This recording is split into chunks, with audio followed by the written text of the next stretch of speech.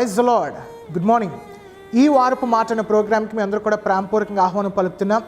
ఈ వారపు మాటగా యెషయా గ్రంథము 54వ అధ్యాయము 17వ వాక్యంలో, నీకు విరోధముగా రూపింపబడిన ఏ ఆయుధము వర్ధిల్లదు. ఈరోజు నీ పైన కొన్ని ఆయుధాలు ఉపయోగిస్తున్నారా? ఎవరన్నా నీకు కీడు తలపిస్తున్నారా? ఎవరైనా నిన్ను పాడు చేయడానికి చూస్తున్నారా? నీ కుటుంబాన్ని, నీ పిల్లల్ని నాశనము చేయడానికి అనేక మంది ఎవరైనా ప్రయత్నము చేస్తున్నారా? ఈరోజు దేవుని యొక్క సేవకుడిగా చెప్తున్నాను, ఏ ఆయుధము కూడా అపవాదికుడు సృష్టించింది వర్ధిల్లదు. ఎందుకంటే నా దేవుడు ఈరోజు నీ పక్షాన ఉన్నాడు. నా దేవుడు ఈరోజు నీ పక్షాన కార్యము చేయబోతున్నాడు. ఇజ్రాయెల్ జనము జీవితంలో బిలాము అనే ప్రవక్త ఇజ్రాయెల్ దేశం వాళ్ళందరినీ కూడా శపించేద్దాం, ఇజ్రాయెల్ దేశం అందరూ కూడా నాశనము చేద్దాం అని చెప్పి తన మనసులో అనుకుంటున్నాడు. 3 స్థానాలు మారాడు, 3 కొండలు మారాడు. తన నోట్లోంచి శాపాలు రాబోయి ఆశీర్వాదాలు వచ్చేస్తున్నాయి. బిలాముకు కూడా అర్థం కావట్లేదు, ఏంటి నేను శాపాలు పెడదాం అనుకున్నాను, ఇజ్రాయెల్ జనాన్ని కీడు చేద్దాం అనుకున్నాను, వీళ్ళకేంటి మేలు జరుగుతుంది, ఆశీర్వాదం జరుగుతుందంటే అక్కడ ఇజ్రాయెల్ జనం పక్షాన ఎవరున్నారు?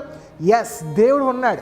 ఈరోజు నీ పక్షాన దేవుడు ఉన్నట్లయితే ఎవడు నీ పైన ఎన్ని కుతంత్రాలు పడినా, ఎవరు నీ పైన ఎన్ని మోసాలు కలిగినా, ఎవరు నీ పైన ఎన్ని అవయోగాలు ప్రయత్నము చేసినా, ఎన్ని భయంకరమైన పరిస్థితులు నీపై దాడి చేసినా, ఒక మాట గుర్తుపెట్టుకో, ఆ కీడుని దేవుడు మేలుగా మార్చబోతున్నాడు. ఈ వారము కీడు నీకు మేలుగా మారునుగాక. కంట్లు మూసుకుందాం, ప్రార్థన. మహాపరిశుద్ధుడైన మా తండ్రి, మా గొప్ప దేవ తండ్రి, చెప్పబడిన వాక్యము రీతిగా తండ్రి ప్రతి ఒక్కరి జీవితంలో ఏ ఆయుధము వాళ్ళ ముందు వర్ధిల్లకుండా సహాయం దయచేయండి ప్రభా. ఈ వారము నీవు తోడే నడిపించండి తండ్రి. నేను ప్రకటిస్తున్నాను ప్రభా, కీడు మేలుగా మార్చండి ప్రభా.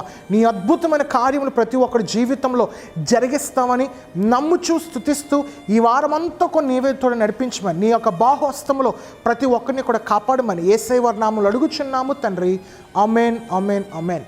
God bless you all. దేవుని మీ అందరూ కూడా దీవించును గాక. వాక్య పరిచయలో మీ సోదరుడు శామ్యూల్ జాక్. Thank you.